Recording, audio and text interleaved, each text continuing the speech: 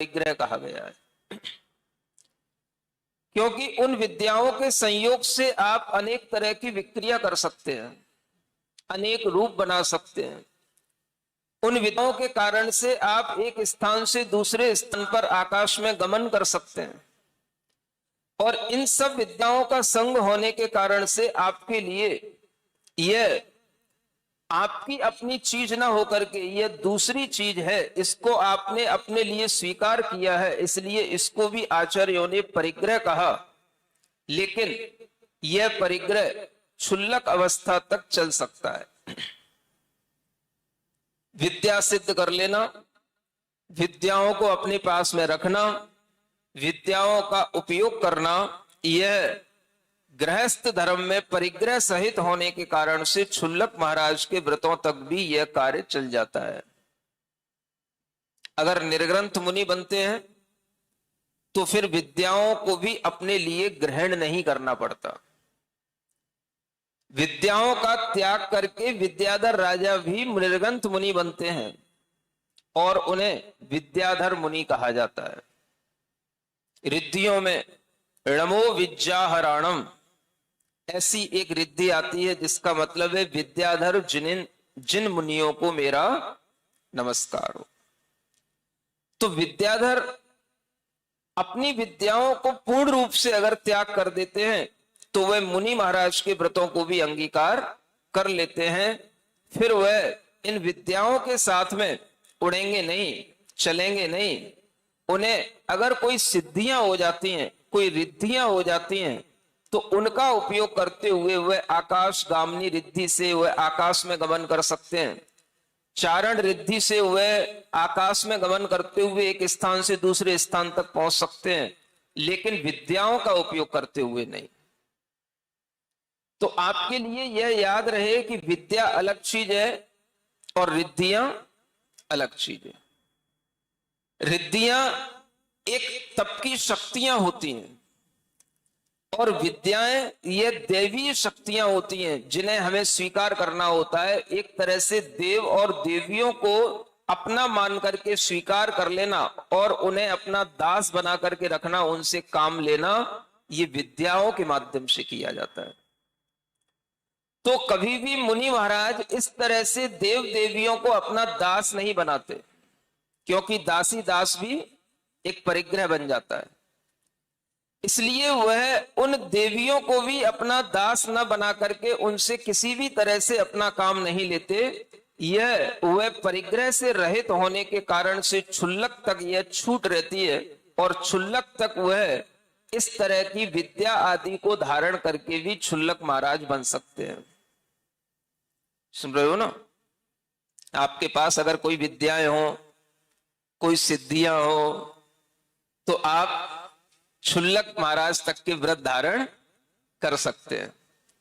और अगर आप उन विद्याओं को, सिद्धियों को छोड़ने का भाव करें तो आप मुनि महाराज के व्रत भी धारण कर सकते हैं। किसी भी तरह का यह भाव जो बनता है वह अपने सामने जो आचार्य होते हैं, जिनसे हम दीक्षा आदि लेते हैं, उनके लिए वह अभिव्यक्त करके ही, स्पष्ट करके ही बनाया जाता है। तो जब इस तरह से उन्होंने उन मुनि महाराज के समक्ष चंद्रप्रभ राजा ने ये कहा कि मेरे लिए अभी आकाश में गमन करने वाली यह विद्या और विद्याधरों का जो प्रमुख विद्या का कार्य है, एक स्थान से दूसरे स्थान पर विमानों से जाने का, वह तो अभी मुझे करता रहना पड़ेगा, क्योंकि अभी तो मैं दक्षिण मथुरा की यात्रा करने आया हूं। मेरा मन उत्तर मथुरा की यात्रा करने का भी है। सुन रहे हो? दो मथुराएं हैं। उत्तर की मथुरा कहां है? आगरा के पास। और दक्षिण की मथुरा भी है, जो आपको जब दक्षिण जाओगे तो संज्ञान में आ जाएगी। वह विचार बनाते हैं और उस समय पर उन मुनि महाराज के लिए निवेदन करते हैं कि मैं उस उत्तर मथुरा में जाना चाहता हूं। आपके लिए अगर वहां पर रहने वाले किन्हीं भी मुनि महाराज को कोई संकेत देना हो, कोई निवेदन करना हो, या कोई अपना समाचार भेजना हो, तो आप हमें बता सकते हैं, क्योंकि मुझे उत्तर मथुरा में भी दर्शन करने के लिए जाना है, वहां के जिनालयों के भी दर्शन करने जाना है, और हमने सुना है वहां पर भी कोई संघ है, उनमें भी कोई मुनि महाराज हैं, उनके भी दर्शन करने जाना है। सुन रहे हो ना? इस तरह से निवेदन श्रावक लोग भी करते हैं। और जब उन्होंने, उन राजा ने, अब तो वो क्षुल्लक राजा हो गए, उनने जब उत्तर सुना तो उन गुप्ताचार्य नाम के मुनि महाराज ने कहा कि आप जहां जा रहे हो वहां पर एक सूरत नाम के मुनि महाराज हैं। कौन से? सूरत। सूरत जैसे आप बोलते हो ना, उसी में सूरत। सूरत नाम के वो है। क्या कर रहा है भाई? उन मुनि महाराज के लिए मेरा नमोस्तु कहना, और वहां पर उस मथुरा के राजा वरुण की रानी है, जिसका नाम रेवती है। क्या नाम है? कौन की रानी है? वरुण राजा की रानी है। उन रेवती रानी के लिए मेरा धर्म वृद्धि आशीर्वाद उनके लिए कह देना। सुन रहे हो कि नहीं? मुनि महाराज भी दूर बैठे हुए श्रावकों के लिए श्रावक के ही माध्यम से आशीर्वाद पहुंचा देते हैं, और ये पहुंचाने की परंपरा प्राचीन है, शास्त्रोक्त है। क्या समझ में आ रहा है? एक श्रावक कहीं दूसरी जगह पर जाता है और वहां के श्रावक के लिए मुनि महाराज कह देते हैं कि उस रानी के लिए जाकर के मेरा धर्म वृद्धि आशीर्वाद कह देना, तो ये अपने आप में बहुत अधिक धर्म की वृद्धि का परिचायक भाव होता है। सुन रहे हो? लेकिन वर्तमान में तो बड़ा मुश्किल काम है। अगर किसी रानी के लिए हम आशीर्वाद पहुंचाएं किसी के माध्यम से, तो आप तो तमाशा बना दोगे। है? क्यों भाई? ये उनके लिए अलग से आशीर्वाद क्यों पहुंचाते हैं?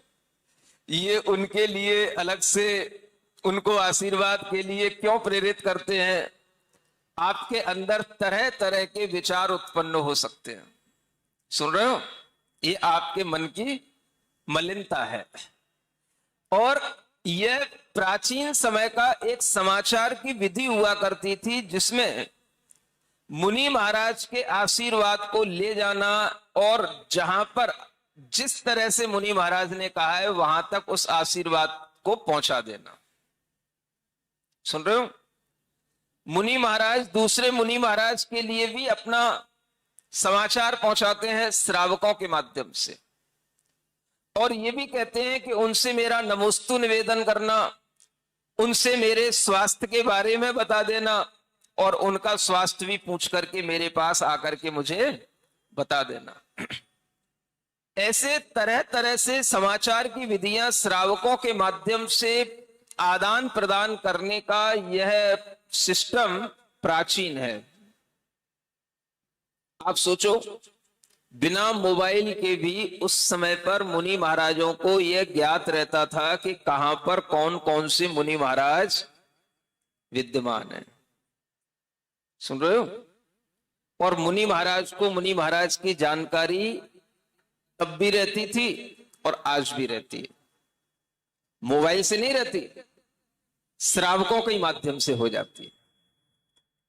श्रावक ही आ करके सब बता देते हैं, महाराज उन मुनि महाराज का चातुर्मास वहां हो रहा है, उनका वहां हो रहा है, और इस तरह से ये जो जानकारियां मिल जाती हैं, इसी जानकारी से मुनि महाराज को ये भी कभी कभी ज्ञान रहता है कि वह मुनि महाराज का आचरण कैसा है, उनका ज्ञान कैसा है, उनकी चर्या कैसी है, उनका तप कैसा है, यह सब ज्ञान भी मुनि महाराजों को आपस में रहा करता है। सुन रहे हो? पहले भी रहता था, आज भी रहता है। केवल अगर किसी भी तरह से उनका दर्शन ना भी किया हो, कभी आपस में ना भी मिले हो, तो भी यह जानकारी मुनि महाराजों को रहती है कि कौन मुनि महाराज का ज्ञान कैसा है, उनका आचरण कैसा है, उनका सम्यक्त कितना दृढ़ है, और कौन क्या तरह की चर्या कर रहे हैं। ये सब मुनि महाराजों को मुनि महाराज के बारे में ज्ञान रहता है। सुन रहे हो ना? जैसे एक डॉक्टर सब डॉक्टरों के बारे में जानता है, एक सीए सब सीए की जानकारी रखता है, कौन कौन सीए कहां कहां पर हैं, एक लॉयर सभी लॉयर की जानकारी रखता है, और एक जज जिस तरह से सभी जजों की जानकारी रखता है, ऐसे ही जो मुनि महाराज हैं वह सब मुनि महाराजों की जानकारी भी अपने पास में रखते हैं। अब चंद्रप्रभ क्षुल्लक ने निवेदन किया, महाराज किसके लिए क्या कहना? तो उन महाराज ने कहा कि सुरत महाराज के लिए मेरा नमोस्तु कहना, और रेवती रानी के लिए धर्म वृद्धि का आशीर्वाद कहना। सबके लिए अभिवादन के अलग अलग नियम होते हैं। जो मुनि महाराज हैं आपस में बराबर के मुनि महाराज हैं तो वो नमोस्तु निवेदित करते हैं, और जो श्रावक हैं उनके लिए धर्म वृद्धि का आशीर्वाद दिया जाता है, और अगर कोई संलेखना आदि कर रहा हो तो उसे समाधि वृद्धि रस्तु का आशीर्वाद दिया जाता है। कोई व्रतों में आगे बढ़ रहा हो तो उसके लिए भी संयम वृद्धि का आशीर्वाद दिया जाता है।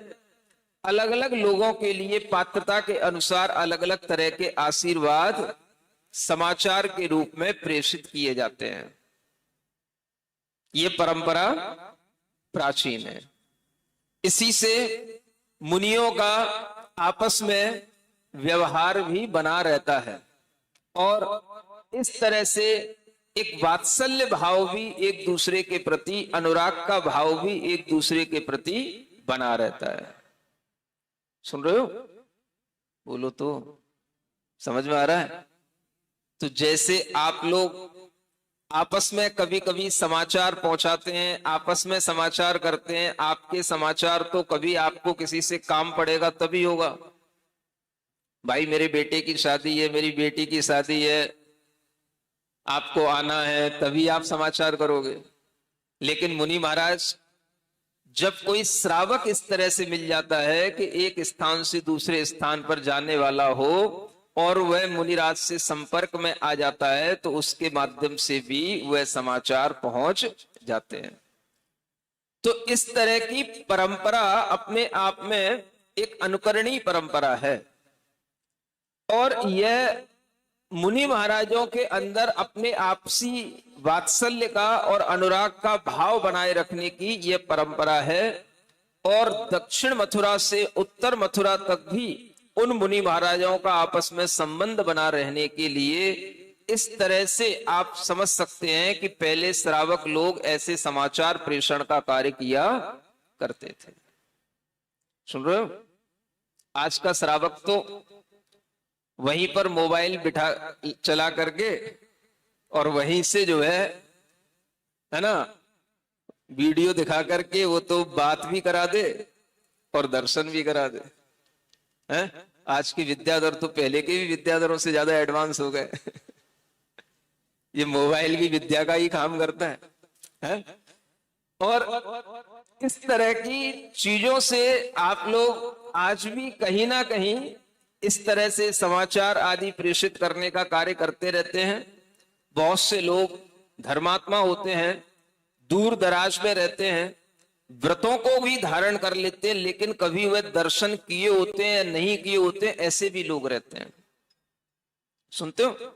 कितने ही लोग दूर दूर तक रहने वाले लोग ऐसे मिलते हैं जिनके समाचार आते हैं कि उन्होंने कभी दर्शन नहीं किए, लेकिन वह महामह नंदीश्वर के व्रत कर रहे हैं, वह वर्धमान स्तोत्र के व्रत कर रहे हैं और वह व्रत की पूर्णता हो जाए इसका आशीर्वाद, और वह व्रत प्रारंभ हो गए हैं इसका आशीर्वाद इस तरीके से मांगते हैं, तो मुझे देने में कभी कभी संकोच होता था कि भाई इतनी दूर से आशीर्वाद कैसे पहुंचेगा और कैसे मांगा जाता है।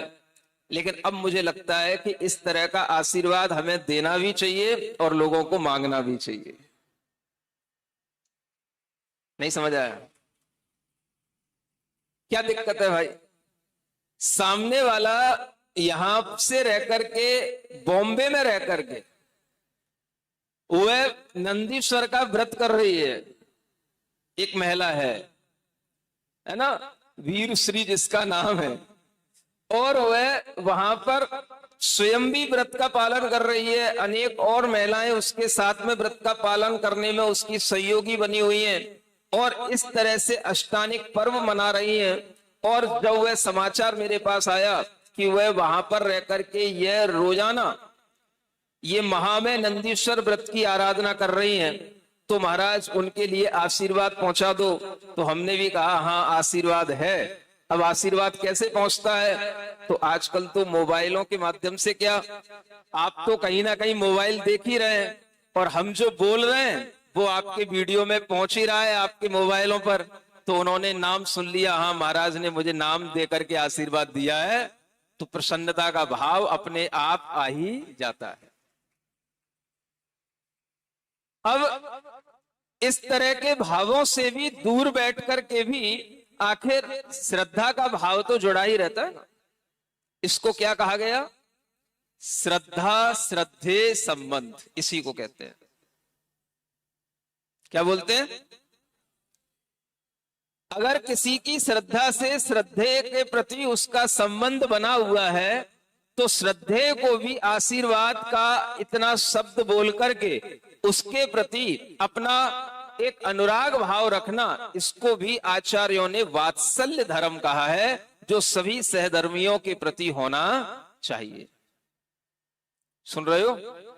इसलिए जो लोग भी दूर दूर तक बैठ करके, न केवल भारत में, भारत से बाहर भी, यूएस यूके में भी अनेक लोग अपने अपने तरीके से धर्म आराधना करते हैं, अनेक अनेक तरीके के व्रतों का पालन करते हैं, स्वाध्याय आदि करते हैं, और वह तरह तरह से कभी कभी आशीर्वाद मांगते हैं, तो उनके लिए भी वह आशीर्वाद दे देना संकोच का काम नहीं होना चाहिए, वह निसंकोच रूप से वह आशीर्वाद दिया जा सकता है। यह इन प्राचीन घटनाओं से अपने आप समझ में आता है। सुन रहे हो ना? इसलिए कहा गया है कथा साहित्य भी पढ़ना चाहिए।